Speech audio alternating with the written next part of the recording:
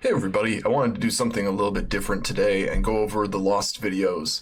So I mentioned that I would be doing a track day experience at Calabogie Motorsport. I've loaded it up in the sim. I just did a few laps and I recorded this before. I didn't want to take up 20 to 30 minutes of your time explaining it, so I thought I'd condense things into a short 7-minute video. So the track day experience itself was called the Quick Fix, and the Quick Fix is described as a program created for drivers wanting to experience the track for the first time, or those looking to check off an item on their adrenaline-filled bucket list. What I ended up doing as a reminder was renting a GR86 and taking it around the Calabogie Motorsport track. All by myself. I thought this would be a situation where I'd have somebody in the car with me and they'd be teaching me car control and stuff like that, but this was not the case. So it included an orientation and theory session and about 45 to 60 minutes of lapping, if you want to call it lapping. So I'm going to start with the start. You pull up to Calabogie. It's the Victoria Day long weekend.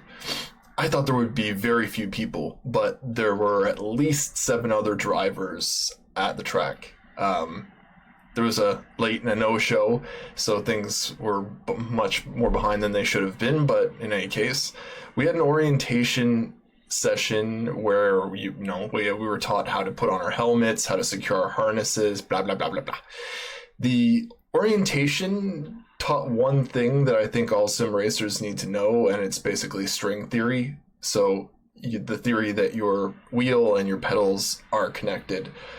You can watch an entire video on that, and I basically just summed it up there. Drifting, for example, you can turn your car with the brakes. That's a big thing.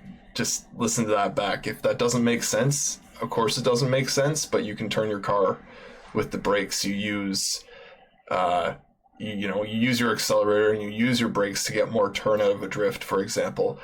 So that's one way that string theory works. This is not a lesson on string theory.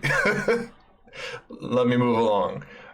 They taught you how to look for the apex, how to find the driving line, and they showed driving lines on the track, but none of that freaking mattered because everybody was driving way faster than they should have been.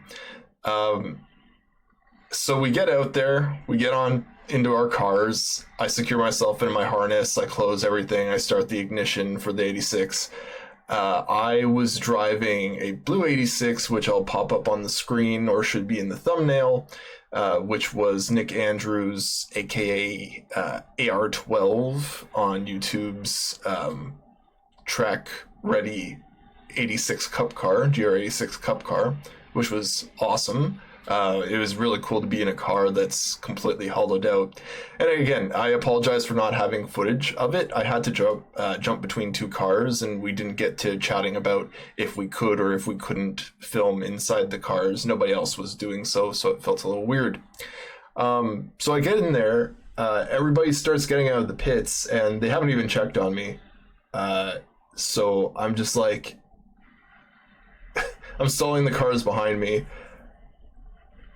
I know that the car is good to drive, but I just forgot about the only 86 in the fleet. And that was the case.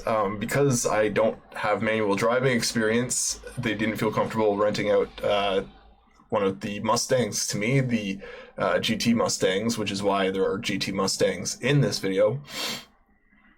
So I drove the 86. What I did find, which was weird, is that in the drive mode, the manual paddle shifting, they both had a hard time shifting from second to third. So I was a little weirded out by that, and they noticed that, so they checked in on me, and they found that as well. I don't know what work they've done to work on that, but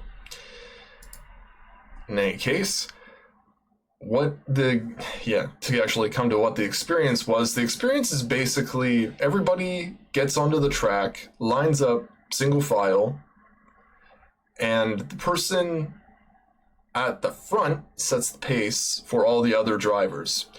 Now, the 86 is slower than the Mustangs are, so when it was my turn, it was a bit harder to do that, and it was also a bit harder to keep up because these people have manuals and they could control the car a bit better. I'm working with a computer here, but yeah, it's fun. It was a little frustrating that people weren't really thinking about that. When I was driving around them, I had to make some pretty tricky braking situations at times because people were a little too hard on their brakes. I think it would have been a good thing to talk about smooth braking. But I digress.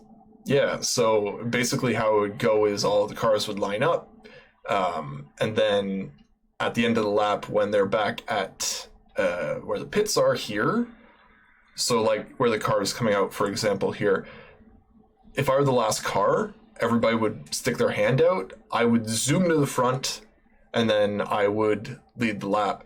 There was, of course, a pace car in front of us just to make sure that everything was good. We didn't have radios, which is surprising. Even in my rental car experience, they had radios, so I don't really know what was going on there.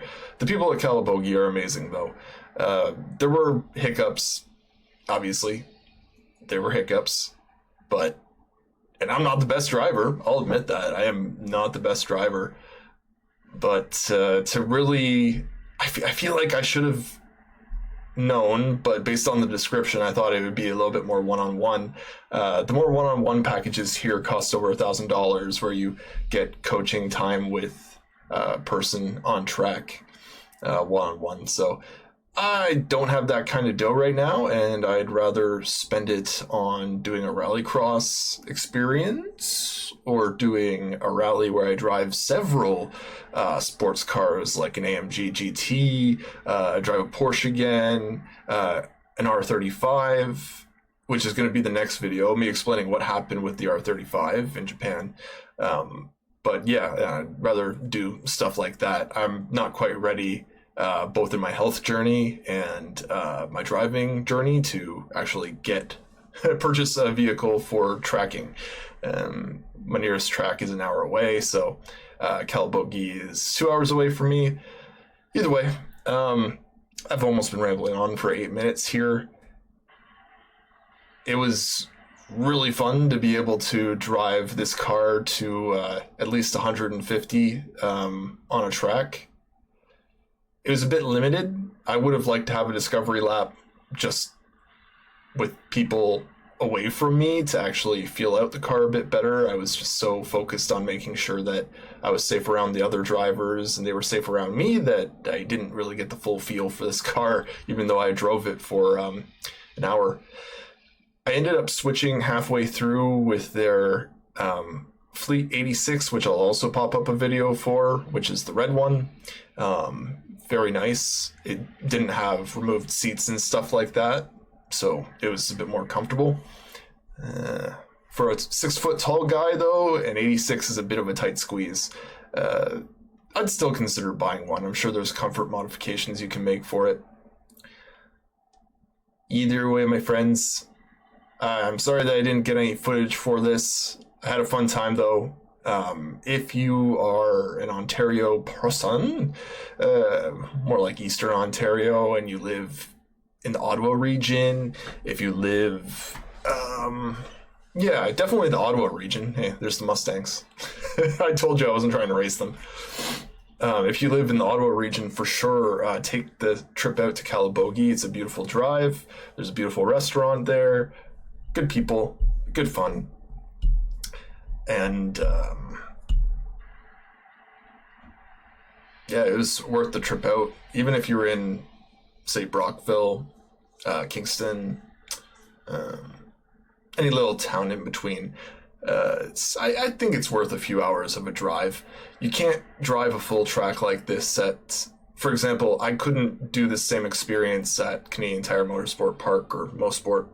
I looked into that, which I did mention I was going to do, but they don't allow you to rent their cars and go on the full track again. I think you need to have a I think you need to have a license to do so, like a racing license. So I'm not ready for that stage yet. I'm not ready for that stage yet. But this was fun. This was good fun, and I'd love to do more of it. It's just racing is expensive, and I need to earn money from stuff like this. So, you know, if this was informative to you, I'd recommend that you subscribe, because I'll have more videos like this. I'll be doing more things in Ontario with cars and highlighting the little businesses and the cool stuff. If you like this, I'm probably gonna leave a related video to check out me driving a Porsche GT3 in the back country of the Niagara region, so that's really cool. But other than that, I think 11 minutes is enough. Trimmed it down from 30. Holy smokes. Next up, what happened with the R35? Gosh, that's a tale. I'll see you there. Thank you for watching.